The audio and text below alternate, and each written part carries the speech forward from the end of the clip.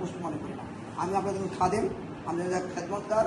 আমরা সবাই মিলে এই স্কুলে সুন্দর পরিবেশ, এই স্কুলের লেখাপড়া এবং রায়পুর তথা লক্ষ্মীপুর জেলার মধ্যে একটা অন্যতম আদর্শ বিদ্যাপীঠ এটা যেন গড়ে ওঠে, এটাই আমার একমাত্র কামনা। আমরা সবাই মিলে এই কাজটা করি। আপনাদের জেনুইন কোনো প্রবলেম থাকলে অবশ্যই আমরা অ্যাড্রেস করব। আপনাদের যদি বেতন স্যালারি কী হয় সেটাও আমরা অ্যাড্রেস করব।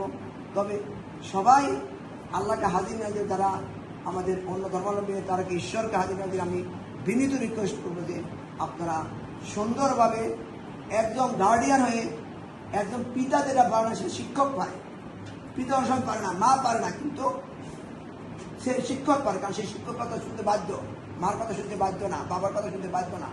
তা আমরা মনে করি, তো আমি আজকাল কথা না বাড়াই, আপনাদের কথা হবে, আপনাদের কিছু কথা বক্তব্য থেকে আমি শুনবো।